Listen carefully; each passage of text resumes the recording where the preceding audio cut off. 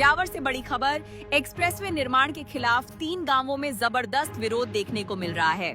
जयपुर ब्यावर जामनगर प्रस्तावित एक्सप्रेसवे से नरबतखेड़ा, केशरपुरा और सिंघाड़िया गांव उजड़ने की कगार पर हैं। NHAI द्वारा भूमि अधिग्रहण की अधिसूचना जारी होते ही ग्रामीणों में भय और आक्रोश फैल गया है। ग्रामीणों का कहना है कि करीब 800 साल पुराने नरबतखेड़ा और केशरपुरा गांवों में 1200 से अधिक परिवार रहते हैं, जहां स्कूल, अस्पताल, मंदिर और घनी आबादी मौजूद है।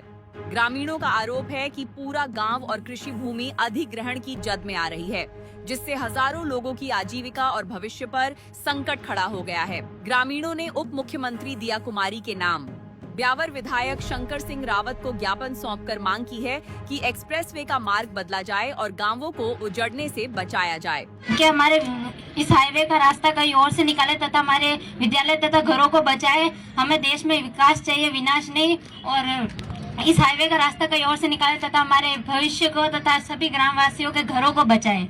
आप इस हाईवे को कहीं और से निकालें, क्योंकि नरबतखेड़ा में 4 से 5 विद्यालय है, जिसमें 2500 से ज्यादा विद्यार्थी अभी अध्ययन कर रहे हैं। यदि हाईवे यहाँ बनेगा, अगर विद्यालय को ढा दिया जाएगा तो 2500 बच्चे एक साथ में कहाँ जाएंगे? उनके भविष्य का क्या होगा? हम तो हमारी 12वीं करके चले जाएंगे कहीं भी, लेकिन मेरे छोटे भाई बहन है, उनका क्या होगा? और अगर हमारे घर ही नहीं रहेंगे तो हम रहेंगे कहाँ? जब हमारी भूमि नहीं होगी तो हम खेती क्या करेंगे? अनाज कहाँ से उगाएंगे और खाएंगे क्या? इसी के साथ मैं आपसे यही अनुरोध करता हूँ हाथ जोड़ के कि आप इस हाईवे को कहीं और से निकालें। ग्राम पंचायत नरबतखेड़ा या नरबतखेड़ा मीडिया के माध्यम से हमें पता चला कि नरबतखेड़ा ग्राम पंचायत में केसरपुरा और नरबतखेड़ा सिंगड़े गांव के बीच में होकर के ये एक्सप्रेसवे निकल रहा है।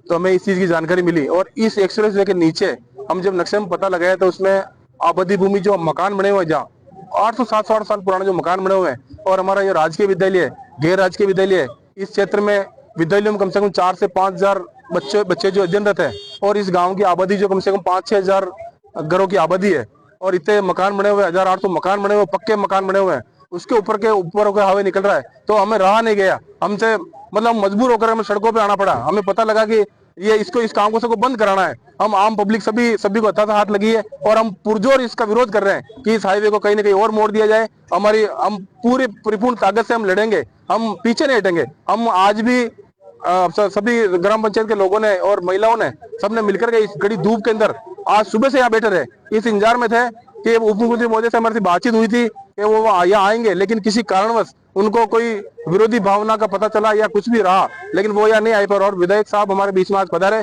हम सभी का हौसला बुलंद किया और हम इस लड़ाई को इससे मजबूत तरीके से लड़ेंगे। हमें एक बार नहीं, हमें 10 बार अगर इकट्ठा होना पड़ेगा तो हम इकट्ठे होंगे और इसका पुरजोर विरोध करेंगे, चाहे हमें कुछ भी करना पड़ेगा। हमारी जो ये मकान चले जाएंगे तो ये मरने से भी बुरा काम हमारे साथ हो रहा है, तो हम मरने के लिए भी तैयार है और हमारी पूरी टीम है, पूरी संगत के साथ लड़ने के लिए तैयार है। हम सभी डटकर लड़ेंगे और इस मुकाबले को मुकाम जीत हासिल करेंगे और हमारे मकान को कोई चीप नहीं हिला सकता। कोई हमारे घर की चीप हिलाना आ गया तो उसका हम वही इलाज कर देंगे। हम कोई डरेंगे नहीं, घबराएंगे नहीं। सरकार के खिलाफ नहीं है, हम भी चाहते हैं विकास हो, रोड निकले। हम इस चीज़ के खिलाफ भी नहीं कि रोड नहीं निकले, रोड निकले, लेकिन हम चाहते हैं कि हमारे मकान, हमारे धर्मस्थल, हमारी स्कूलें, ये जो आबादी क्षेत्र है, जब सरकार कह रही है हम गरीबों को मकान देंगे, पट्टे देंगे, तो सरकार ने हमारे को पट्टे दिए, हमारे कई लोगों को मकान दिए, जब वही तोड़ रहे हैं तो फिर हम करें क्या? कहाँ जाए? या इकट्ठे होने का हमारा एक ही उचित है। अगर सरकारी जगह पड़ी है तो खाददारी को बचाया जाए और खाददारी पड़ी है तो हमारे मकान जो आबादी क्षेत्र में बसे उसको बचाया जाए। तीनों गांव इकट्ठे हुए हैं, उसमें सरपंच साहब और आनंद जी और सरपंच साहब लाल सिंह जी, उप सरपंच साहब, सभी ने, आपकी पूरी टीम ने जो कमेटी बनी हुई है, अंदर जी वगैरह सब, उनको आप लोगों ने मेहनत करके एक साथ में आज मीटिंग का आयोजन रखा। मुझे कल ही बता दिया था कि साहब मीटिंग रख रहे हैं, तीनों गांव एकत्रित होंगे और अपनी पीड़ा है, आपकी पीड़ा 100% वाजिब है और उस पीड़ा के लिए आप लोगों ने मीटिंग की और उन्होंने कहा भाई आपको आना है। मैंने कहा भाई कल मैं आऊँगा, लेकिन कल उप मुख्यमंत्री दिया कुमारी जी भी आ रहे हैं, PWD डिपार्टमेंट उनके पास में है, मैं उनको भी लेकर के आने के प्रयास करूँगा। मैंने मेहनत भी आपके सामने पूरी की, उनको पूरा कहा, पूरा प्रशासन वहाँ था, तो उन्होंने तो जो नेशनल ये एक्सप्रेस वे जहाँ से पास हो जाते हैं बहुत कम संख्या में चेंज होते हैं, इसलिए उन्होंने तो पहले से ही पल्ला झाड़ दिया। मैंने कहा 3 गांव बैठे हुए हैं और मैं उसमें पीछे नहीं, आप नहीं जाओगे डर के मारे, मैं थोड़ी रुकूंगा, मैं जाऊंगा, मेरा तो गांव है, मेरा परिवार है, सारे बैठे हुए हैं, इसलिए मैं जाऊंगा। बोला आप जाएं, और आपके साथ में आप भी थे मैडम, सब साथ में थे, आपने भी प्रयास किया, सबने कहा कि चलो, मंत्री भी दोनों नहीं आ पाए तो मैं आपके बीच में आया हूँ। आपको मैं एक विश्वास दिलाता हूँ कि भाई जब तक ये अपना संघर्ष है, अपनी मेहनत, अपने प्रयास, सरकार को हम थ्रेटिंग नहीं दे सकते हैं लाल सिंह जी, आप समझ में आए, थ्रेटिंग नहीं दे सकते हैं, हम उनसे रिक्वेस्ट करके ही कोई काम ले सकते हैं।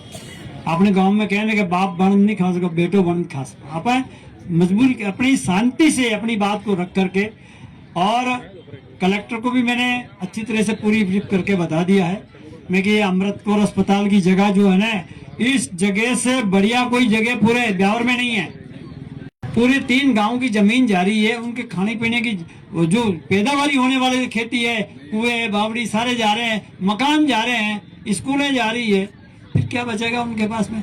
इसलिए आप निश्चिंत रहें, मैंने कलेक्टर को भी कह दिया है, संभागीय आयुक्त को भी बताया है। संभागीय आयुक्त ने आपके सामने ही बताया कि आप मंगलवार सोमवार को कोई भी टाइम निकाल करके NHAI वाला को, उनको भी हम, नेशनल हाईवे वाले जो हैं उनको भी हम बुला लेंगे, और आप लोग के भी जो भी आप आना चाहें 5-7 आदमी, वो आप साथ में आ जाना।